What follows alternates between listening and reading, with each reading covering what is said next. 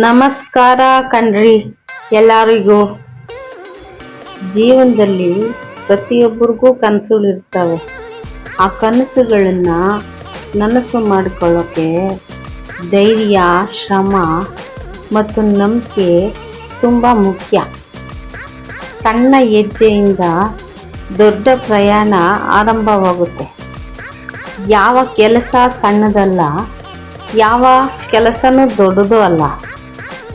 ಬಹುಶಃ ನಾವು ಮಾಡ್ತಿರೋ ಕೆಲಸ ಚಿಕ್ಕದಾಗಿ ಕಂಡ್ರು ನಾವು ಮಾಡೋ ಪ್ರಯತ್ನ ಮಾತ್ರ ಬಿಡೋದಕ್ಕೆ ಹೋಗಬಾರ್ದು.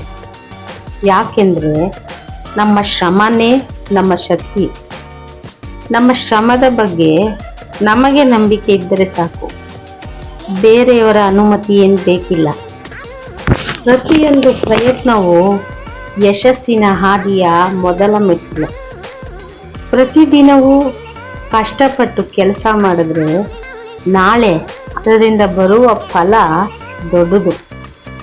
ಜನರಿಗೆ ಒಳ್ಳೆಯ ಸೇವೆ ಕೊಟ್ಟರೆ ಅವರ ಸಂತೋಷದಿಂದ ನಮ್ಮ ಪ್ರಯತ್ನಕ್ಕೆ ಬಹುಮಾನವಾಗುತ್ತೆ.